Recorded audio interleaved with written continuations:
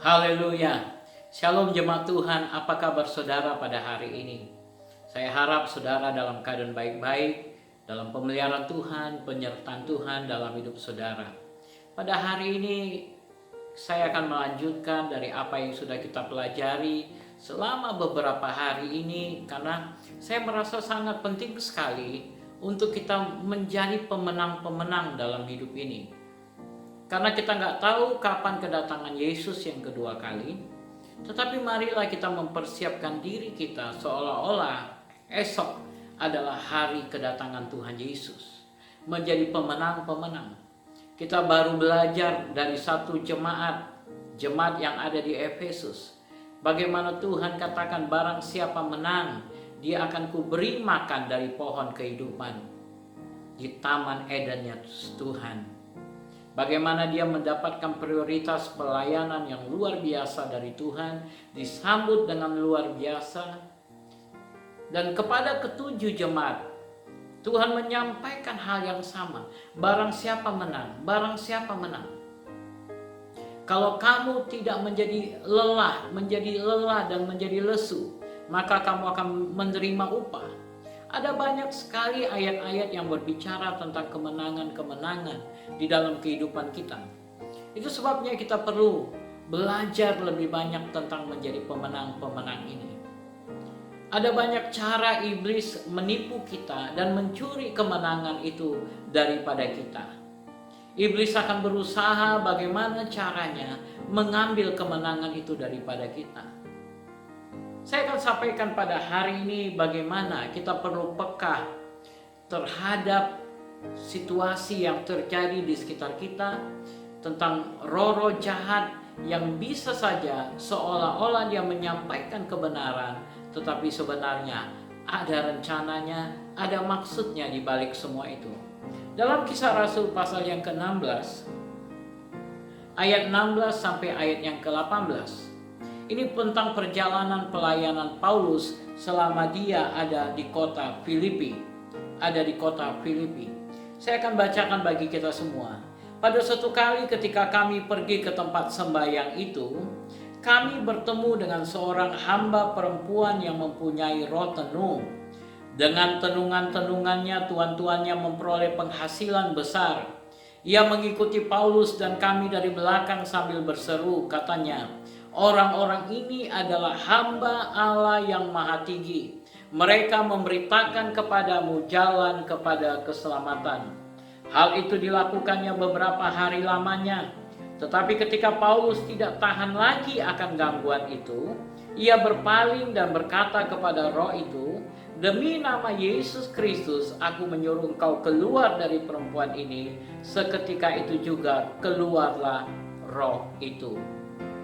Bapak Ibu Saudara-saudari yang terkasih, Paulus sampai di kota Filipi dan dia memulai pelayanannya di dalam rumah ibadah yang ada di kota Filipi itu, dengan duduk dan bercerita-cerita dengan teman-teman sejawatnya yang juga merupakan pembuat tenda, penjual kain ungu yang bernama Lydia, di mana dia berkenalan dan mencoba bagaimana caranya pendekatan dengan mereka dengan mencoba membeli kain ungu dan kemudian untuk membuat bahan-bahan tenda dan keperluan-keperluan. Dan disinilah dia bagaimana melayani mereka. Dan selama beberapa hari dia keluar masuk ke bait Allah. Setiap pagi dia akan berangkat dari rumah kemudian ke bait Allah. Dan selama beberapa hari di dalam perjalanan dari rumah ke bait Allah, di sepanjang pinggir jalan menuju ke bait Allah itu dipenuhi dengan tukang-tukang tenung. Ada pengemis, ada peminta-minta, seperti yang kita tahu kalau kita pergi ke tempat-tempat ritual agama, yaitu di berbagai tempat itu biasanya di pinggir-pinggirnya ada pengemis, ada juga tukang lihat nasib dan macam-macam yang ada di situ. Dan petenung ini adalah seorang peramal, seorang wanita peramal. Dan orang-orang akan datang untuk diramal tangannya, garis tangannya kepada dia. Dan suatu kali ketika Paulus dalam perjalanan menuju tempat sembahyang, firman Tuhan katakan, hamba seorang perempuan tukang tenung ini mulai berteriak. Dia mengikuti Paulus dari belakang. Dikatakan dia mulai berseru, orang-orang ini adalah hamba Allah yang maha tinggi. Orang-orang ini adalah hamba Allah yang maha tinggi. Mereka memberitakan kepadamu jalan kepada keselamatan. Ayat 18 berkata, hal itu dilakukannya beberapa hari lamanya. Sungguh seorang tukang tenung yang sangat luar biasa. Dia tidak tahu siapa Paulus dan teman-temannya. Tetapi dia tahu dengan pasti bahwa Paulus adalah orang-orang yang menceritakan tentang jalan keselamatan kepada orang-orang. Adalah orang yang memberitakan kebenaran. Paulus adalah hamba Allah yang maha tinggi.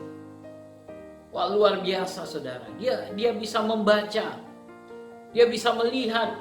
Bukan hanya melihat garis tangan, tapi dia ketika melihat seseorang, dia tahu siapa orang itu.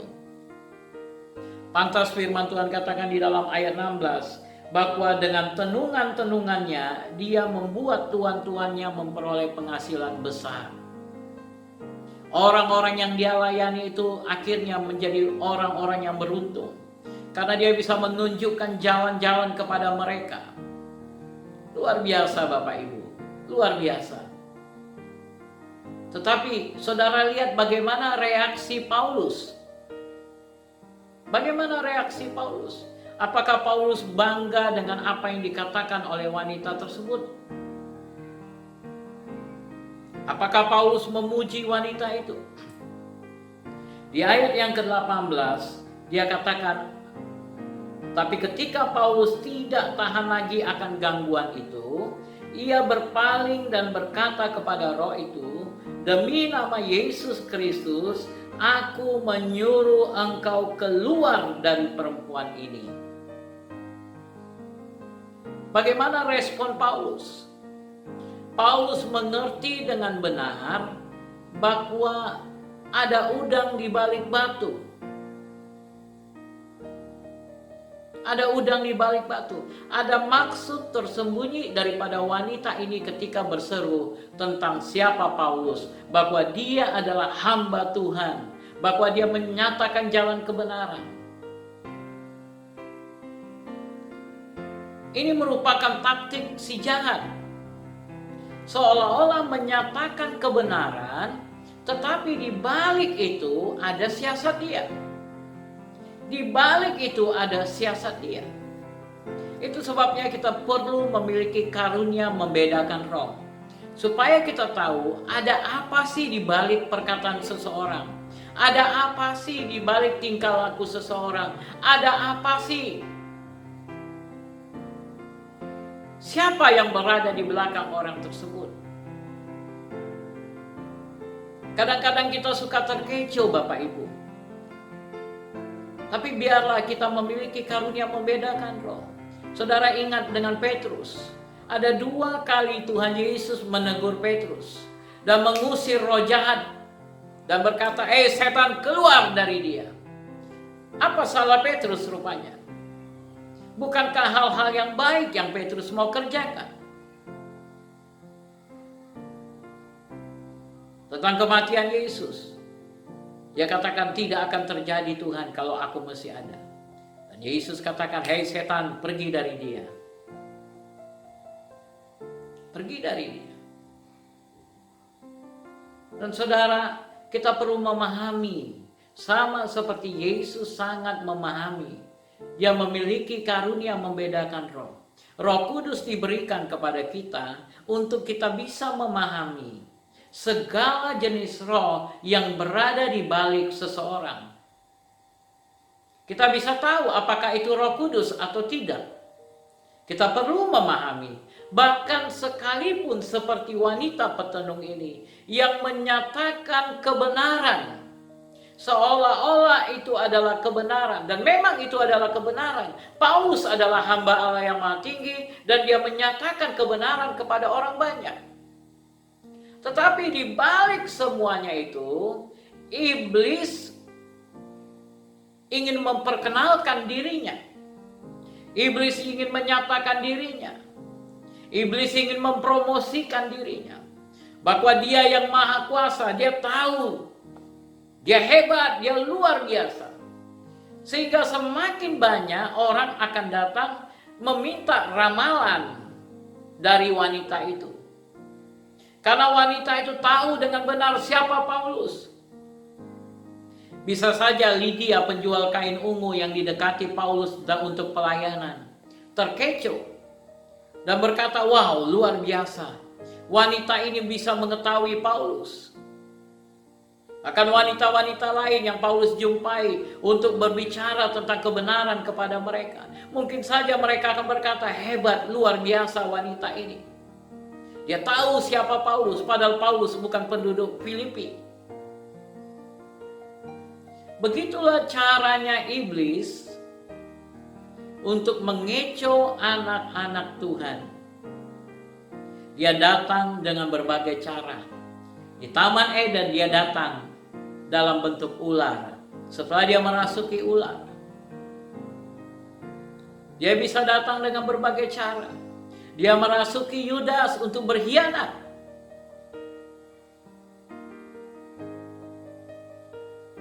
Kemarin saya mendengar cerita bagaimana ada orang yang diundang kepada keluarganya untuk berdoa di rumahnya.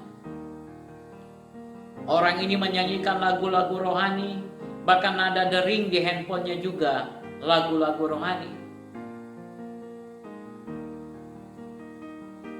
Tapi sebenarnya dia merupakan antek iblis, orang pintar, dukun yang menyamar seperti serigala berbulu domba. Iblis bisa menyamar sebagai malaikat terang. Untuk itu kita perlu benar-benar menyadari, perlu peka, terbuka kepada Roh Kudus untuk bisa memahami ada apa di balik semua itu. Siapa yang berada di balik semuanya itu?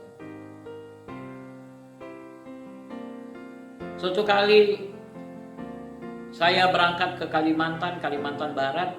Saya dijemput oleh seorang teman di bandara, teman baru, dan dibawa menuju ke tempat tinggal pendeta yang mengundang saya.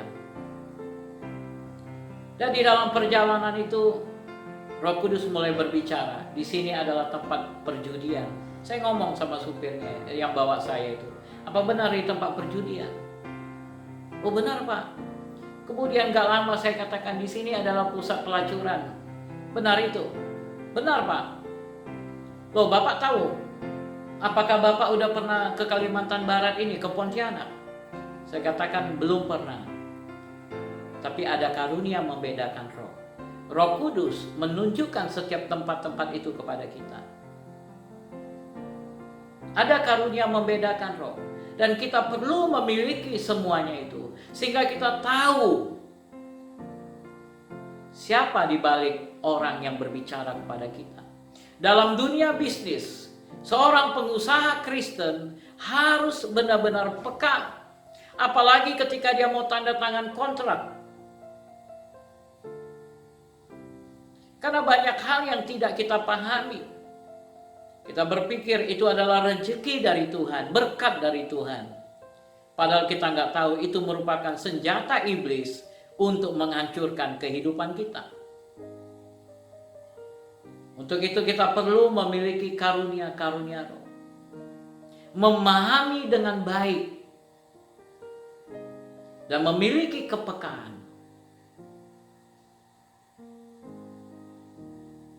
Setelah kita mengetahui apa yang kita lakukan. Seperti kata firman Tuhan tadi. Ketika Paulus tidak tahan lagi akan gangguan itu, ia berpaling. Awalnya Paulus berjalan menuju ke bait Allah membelakangi wanita itu. Tapi ketika dia tidak tahan lagi, dia berbalik arah dan memandang kepada wanita itu. Jangan pernah lari daripada kuasa kegelapan. Jangan pernah lari terhadap roh-roh jahat. Tapi kita harus berbalik dan menghadapi roh itu. Berbalik. Kita harus tantang roh itu. Dan seperti Paulus katakan, demi nama Yesus Kristus aku menyuruh engkau keluar dari perempuan ini. Demi nama Yesus, gunakan nama Yesus. Nama Yesus adalah nama yang ajaib. Nama yang luar biasa. Kita perlu memahami nama Yesus. Demi nama Yesus. Maka firman Tuhan katakan, seketika itu juga keluarlah roh itu. Seketika itu juga keluarlah roh itu. Karena firman Tuhan katakan, iblis tunduk kepada nama Yesus. Bahkan dia gemetar, ketakutan mendengar nama Yesus. Makanya ada lagu yang berkata, bangkit, serukan nama Yesus. Nama Yesus, menara yang kuat. Nama Yesus, kota benteng yang teguh. Nama Yesus, nama di atas segala nama. Nama Yesus, nama yang ajaib, nama yang luar biasa. Pergunakan nama Yesus. Usir iblis itu. Maka di dalam nama Yesus, iblis itu akan lari. Iblis itu akan lari. Oleh sebab itu, mari kalahkan iblis. Pakai nama Yesus. Nama yang telah diberikan kepada saya dan saudara. Gunakan nama itu. Maka engkau akan jadi pemenang. Mari kita berdoa. Bapa yang baik, kami telah mendengarkan firman-Mu. Bagaimana iblis berusaha dengan segala cara untuk menaklukkan dan mengalahkan kami. Kadang-kadang iblis datang seperti membawa suara kebenaran, tapi ternyata ada motivasi yang buruk di baliknya. Oleh sebab itu berbicaralah kepada kami dan singkapkan semuanya kepada kami, dan biarlah kami menjadi pemenang-pemenang. Berkati setiap anak-anak-Mu Tuhan yang telah mendengarkan firman-Mu. Biarlah mereka menjadi pemenang-pemenang di dalam nama Yesus. Amin, amin. Kiranya Tuhan memberkati saudara. Stay safe and God bless you. Shalom.